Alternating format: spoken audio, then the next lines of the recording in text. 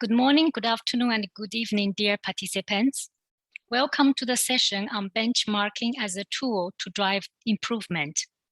It is my great pleasure to be here today with you virtually. My name is Yan-Ying Li, a legal officer at the International Trade Law Division of the UN Office of Legal Affairs, which serves as the Secretariat for the United Nations Commission on International Trade Law, UNCITRAL. Please allow me to give you a brief introduction of UNCITRAL.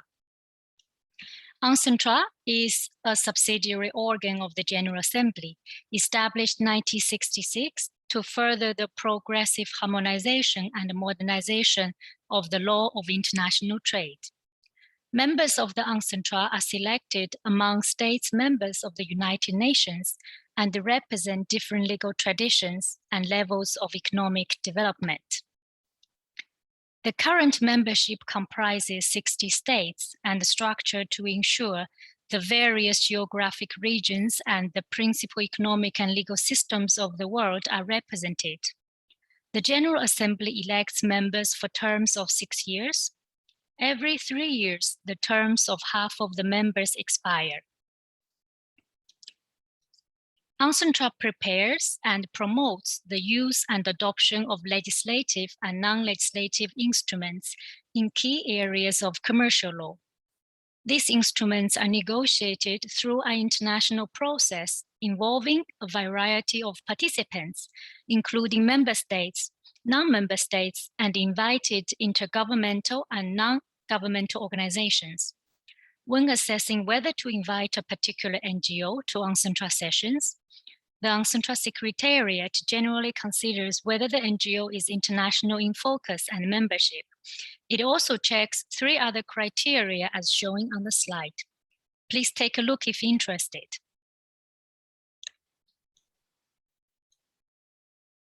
UNCITRAL's work is organized and conducted at 3 levels. The first level is the Commission, which works through an annual session. The second level is the intergovernmental working groups, which to a large extent undertake the development of the topics on UNCITRAL's work program, while the third is the Secretariat, which assists the Commission and its working groups in the preparation and conduct of their work.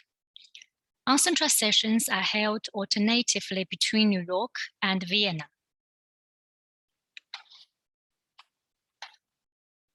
There are currently 6 working groups.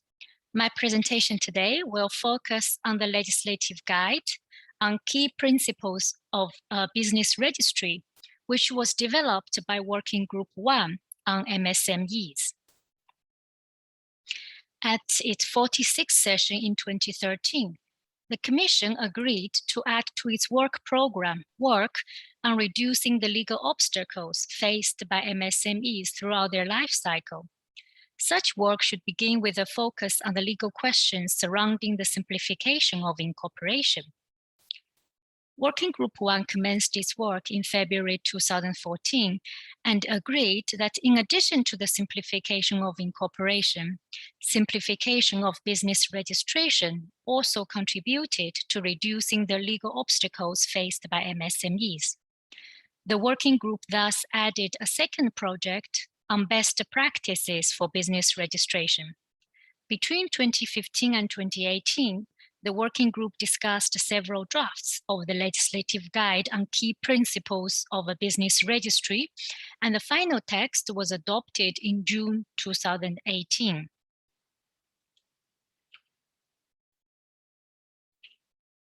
The guide aims at simplifying and streamlining business registration in order to promote the formalization of MSMEs. It draws on international best practices originating from business registration reforms implemented by states in different regions. The guide contains 58 recommendations dealing with the main aspects of establishing and operating a business registry, registration and post-registration procedures, and the requirements business should comply with in order to be registered. Today, I will touch upon 2 of those recommendations. The first one is recommendation 14 on one-stop shop. Before a business may operate in the formal economy, It is often required to register with several different public authorities in addition to the business registry. These additional authorities often require the same information that has already been gathered by the business registry. Entrepreneurs must often personally visit each authority and fill out multiple forms. This often results in multiple procedures governed by different laws, duplication of information, and lack of ownership or full control of the process by the authorities involved. Moreover, the entire process can take weeks, if not months. The establishment of one-stop shops have thus become one of the most popular reforms to streamline business registration in recent years. One-stop shops enable entrepreneurs to receive all of the information and forms they need in order to complete the necessary procedures to establish their business through single outlets rather than having to visit several different public authorities. The guide describes 3 different approaches for establishing one-stop shops. The first is a one-window approach, which offers high level of integration of the different authorities involved in the establishment of a business. It combines the process for obtaining business and other registrations with public authorities, such as for taxation and social security, with other arrangements like publishing the registration in national newspapers when required. And second is the one-door approach, where representatives of different public authorities involved in registration are brought together in one physical place. But the registrant must deal separately with each representative. As may be apparent, this solution is relatively uncomplicated and would normally not require any change in law, but it would involve establishing effective cooperation between the different government ministries. The third approach, which is less common, is based upon the establishment of a separate entity to coordinate the business registration function and to deal with other requirements that entrepreneurs must meet, such as making tax declarations, obtaining the requisite licenses, and registering with social security authorities.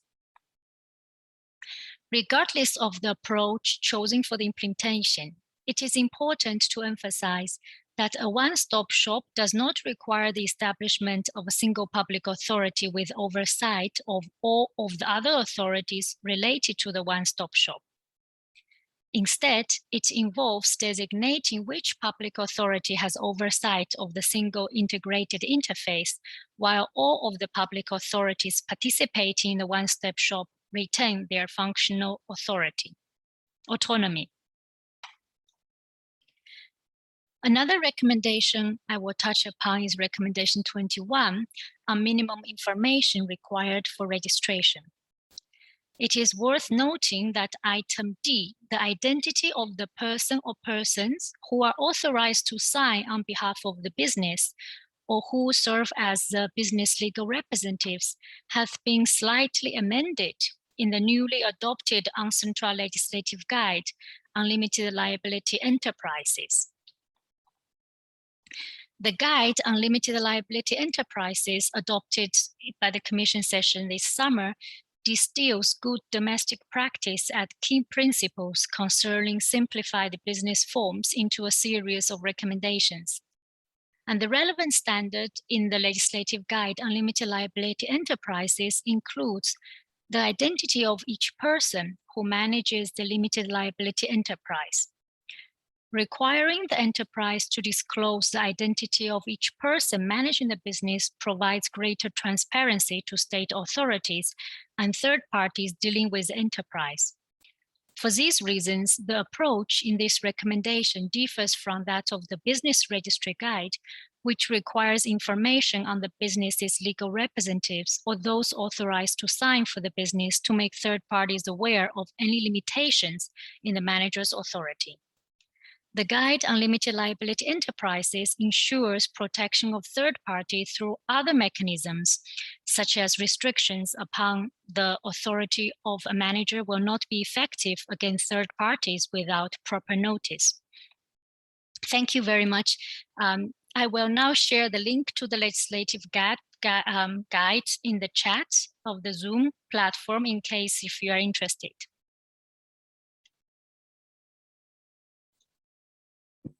Thank you very much, Yang Ning, for that presentation. I'm sure all the members in here who work in the registry have learned a thing or two from that presentation. The questions will come after the next presentation. So I would like to invite Nicholas and Lubinka to take us through the International Business Registers report. Over to you. Yes. Hi, thank you. Just a quick sound check if you can hear me, if you could confirm. Yes, I can, very clearly. Okay, great, thank you. Dear and esteemed colleagues, it is a pleasure to participate in this session today. And before I proceed with the presentation, let me just extend congratulations to our colleagues from Uganda and to the Executive Committee of the Corporate Registers Forum for putting this event together. My name is Lubinka Andonovska from the Macedonian Central Register, and today, together with my colleague Nicholas Moss from Germany, on behalf of the International Business Register Report Working Group, we will briefly present the activities of the group in the past year, the findings of some research that we have been conducting, as well as our plans for the future. As you probably already know, the International Business Registers Report is a joint undertaking of all 4 business registry associations, and it has been published almost every year since 2005, based on a survey conducted on business registries. Thus, it really represents a rich, unmatched source of information and statistics on peer institutions. And let's just be clear that the idea of the report has never been to rank jurisdictions or to compete who's better at what.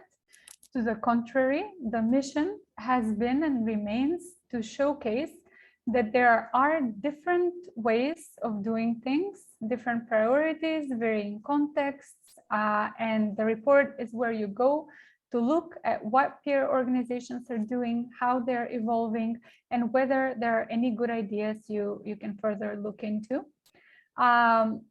In the past year and a half or so, the working group involved in preparing the report, together with the leadership of the business registry associations, took some time to rethink the concept of the report based on the feedback that we have collected from all of you in the registries, and Nico will talk about this in more detail later. There's actually an active survey as we speak, so we look forward to sharing with you the state of play later in the presentation. When it comes to the working group, it consists of representatives of business registries representing the different organizations, currently led by our Italian colleagues from Union Camera, with the support of Colegio de Registradores from Spain. But we've been going on for more than 2 years now without a designated member from the Corporate Registers Forum. And I would like to use this opportunity to call on anyone interested to work with us to express interest for joining the group through the Secretariat of the CRF.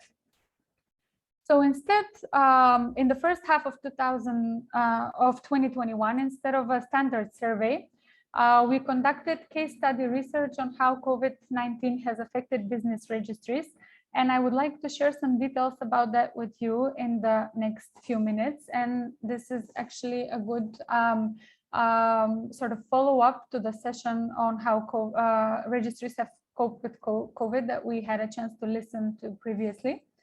This is the first time that the working group conducted qualitative research of this sort, as opposed to the mainly quantitative standardized surveys thus far. So the way we approached the analysis is we analyzed the responses, drew out some overarching themes, and then identified response extracts that either support the conclusions or represent exceptions to these findings.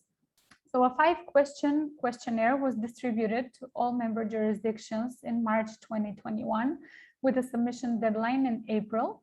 We received a total of 53 responses, which are all published on the respective websites of our organizations. And the working group prepared an integrated report, which was also recently published, and I've included the link here. On behalf of the group, again, thank you to all of you who put so much effort into providing such thoughtful and meaningful responses. And I encourage all of you to take a look both at the individual case studies, but also at the integral report. In the questions and the corresponding guidelines, we were looking for insights on how the pandemic affected the operations of the business registries, their development plans, but also a more general picture of how governments intervened to support companies to get through these trying times. So we wanted to know how business registries adapted and what the vision of the so-called new normal is. These are just some keywords that have been appearing as common threads across the responses. So a lot of talk about digitalization, remote work, agile way of conducting business, focus on business continuity as a priority, but also a lot of mention of uncertainty, impact, and adjustment, and a general sense that no one at the time was ready to make any definitive predictions. In terms of the general impact of the pandemic, it seems that countries have responded with similar public health protection measures, and macroeconomic indicators are behaving similarly. The crisis seems to have highlighted the interdependence of national economies. So smaller jurisdictions, for example, were reporting that the outlook in their economies largely depends on the epidemiological situation in their trade partner countries.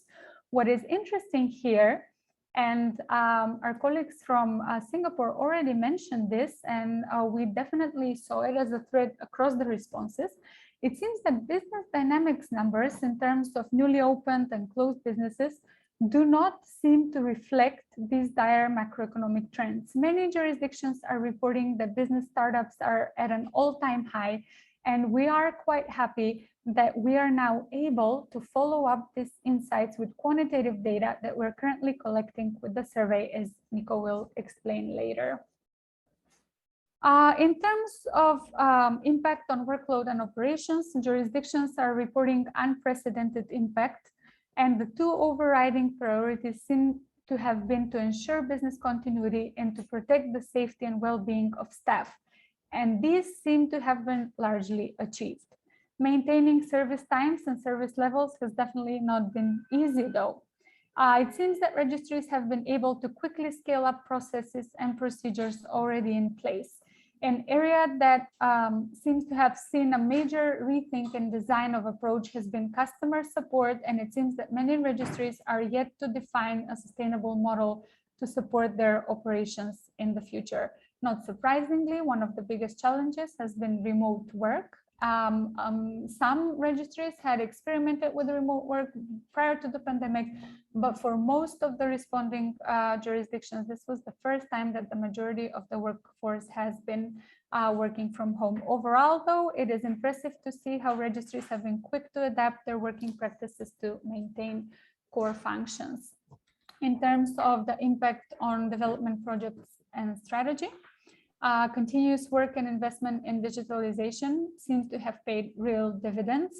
After an initial abrupt halt, registries have been quick to regroup and adapt to the new circumstances in order to resume planned projects without significant delays or concessions regarding acceptance criteria. So we're seeing a reporting of acceleration of projects for online filing, and it is extraordinary to see that in this period, some registries have implemented completely new projects and processes from scratch, some driven by pressing legislation and some by the need for further digitalization. In terms of a more general response to the pandemic, governments in responding jurisdictions seem to have taken a similar approach to support companies, of course, with localized measures. One category of measures is direct financial support, mostly aimed at preserving jobs.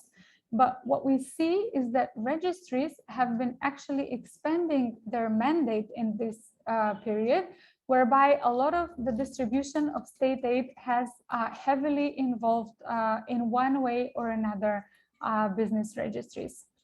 In terms of the new normal, although at the time we expected some more definitive and resolute declarations, registries seem to be in a period of reflection to assess their development strategies in light of the developments of the past year and reprioritize as necessary.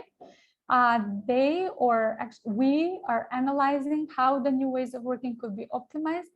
But one thing seems clear, registries are determined not to return to pre-crisis status. And as a conclusion, we can definitely say confidently that based on the case study responses, registries are demonstrating resilience and innovation, all the while stepping up to support the companies, not just to fulfill their statutory obligations, but also to recover and grow. Continuous investment in digitalization, as I mentioned, has provided us with good grounds to scale up. And this is it on my end for now. Thank you for your attention. And now I turn to Nico to explain how we're trying to follow up on these findings and more generally about business registry benchmarking in the future. Thank you. Thank you very much, Lubinka. I hope you can all hear me. So now, after these interesting findings of the case study, I would like to inform you about the latest developments regarding to the International Business Register Survey and Report in general, and especially about our digital transformation project. At the beginning of the last year, the members of the working group decided to review the former approach to have one big annual survey and one big annual report. Those of you who have been following our activities for a while know that what the annual report looks like. It's literally a thick hard copy book. I have one here, you can see it. And it's a product of really hard work, and it contains a lot of analytical work. It has always been our goal to present the most interesting findings, not only as text, but also in a graphical way. However, it may be that one jurisdiction finds it interesting to compare itself directly with another jurisdiction, or to compare current data with past data easily on a digital platform. These ways of benchmarking were either very time-consuming or just not possible due to the static form of the report. So in order to enable better and customized benchmarking, we were looking for a new modern approach. As a result of our review, we were able to identify the following key objectives. The report will become more dynamic and digital. That could facilitate better usability, up-to-date information, and easily customized reports. In addition, we aim to exploit more efficiently the other byproducts of the report, like the case studies, the snapshots, and some specific results of the survey. Furthermore, we would like to integrate a news area and a contact area to stimulate the interaction between the business registers and the working group and among the business registers. The working group has used the time during the pandemic to reconstruct itself and put the goal into action. So what have we accomplished so far? At first, we have broken the survey into smaller parts.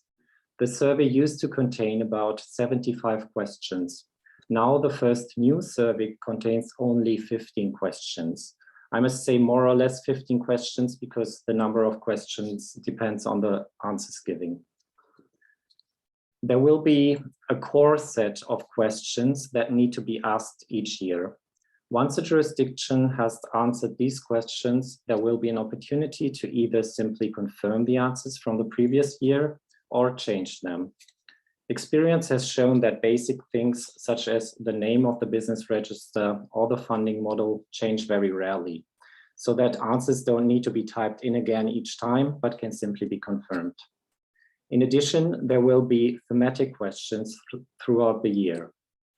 Our first new survey focuses on business registers' legal settings and business dynamics. Thanks to the reduced number of questions, the survey is quicker to complete and will give meaningful responses with a shorter turnaround time. Furthermore, we acquired a new survey tool. It was important to us that the tool provided all the functionalities that, according to our analysis, were important for the new approach. We selected the best survey tool for our needs from several available and tested it with our data. I'm proud to say that the first new survey is online now. It was launched on the 19th of October, and all jurisdictions should have been informed by email already. And I have another good news for you. We decided to extend the deadline for participation so that the survey now closes on Friday, the 19th of November. In order to give you an impression of the new look and feel of the survey, I would like to jump right into it and show you how it looks like. The questions you see might look familiar to you, but I don't want to focus on the content of the questions now and rather click through it so that you can see how easy it is to complete the survey now.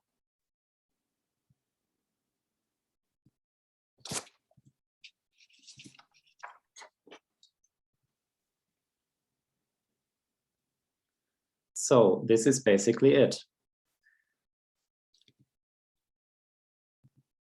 Please remember, the survey closes on Friday next week. So if you have not answered the survey by now or haven't completed it yet, please do so now. So far, we have 43 jurisdictions who have participated, but we want to have more. You still got 10 days to go, and it is possible to skip questions that cannot be answered on the fly. So please give it a try, and if you haven't done it so far. And thank you to those who have already contributed to this important project.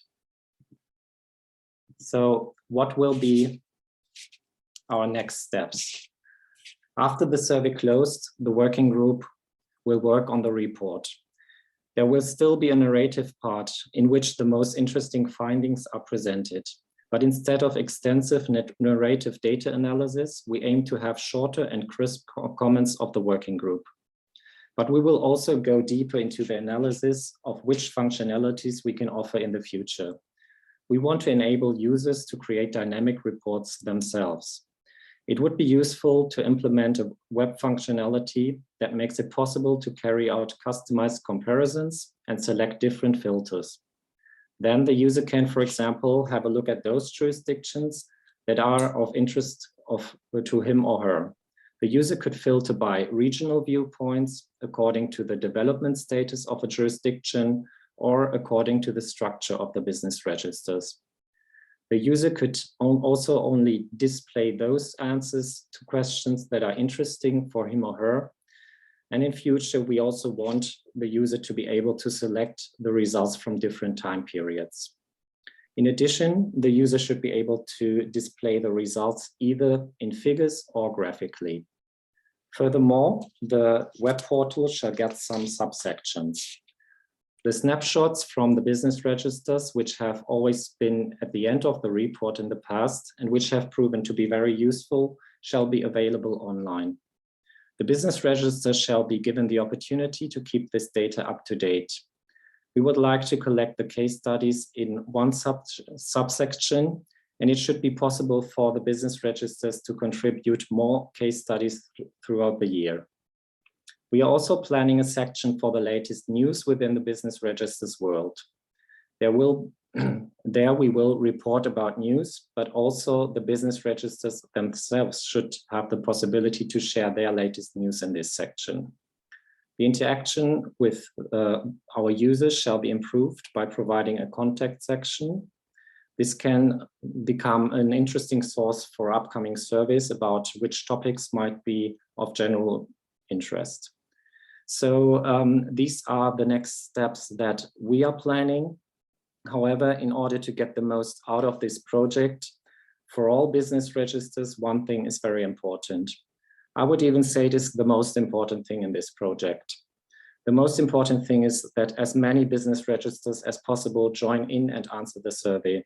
Otherwise, we won't be able to provide you with comprehensive and meaningful data for benchmarking purposes. So please take a little time and fill out the survey. You have seen how easy it is and how fast it goes faster than ever. Thank you in advance for your participation and thank you for your attention. Thank you very much, Nicholas, and thank you very much, Lubinka and Nyanying Lee, for that presentation or those presentations. I got only one question. I see the attendee was asking, what is the procedure for joining the working groups? This is probably going to Nyanying Lee because you mentioned the working groups, asking what is the procedure of joining those working groups?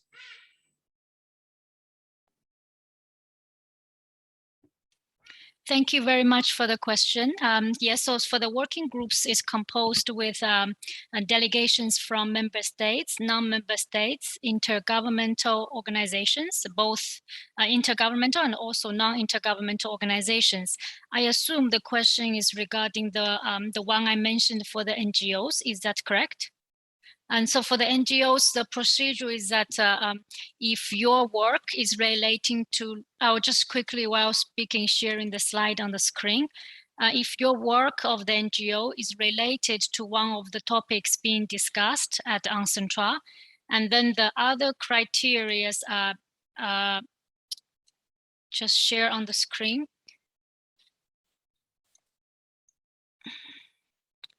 So in addition to if you are your membership is international in focus and your topic should be focusing on what the working groups is doing. And then there's also a criteria that you will be able to contribute meaningfully to the discussion, and then with relevant legal and commercial experiences not currently represented by other organizations. If you think that your organization's work meets those criteria, and you can reach out to us with a letter expressing interest, and what we will the Secretariat will assess it based on these criteria, and if all met, we will be extending official invitations to you and through the United Nations for the future meetings. So for your information, for the working group 1, MSMEs, and they have completed the work on business registration, and they currently are just finalizing the work on simplified business incorporation, and they will be moving to the topic on access to credit for MSMEs. And all information can be found in the UNCITRAL website, where I can share a link so that you can find what are the current topics, and if relevant, this would be the procedure to join. And we very much welcome the participation of all the NGOs working in the relevant field. Thank you.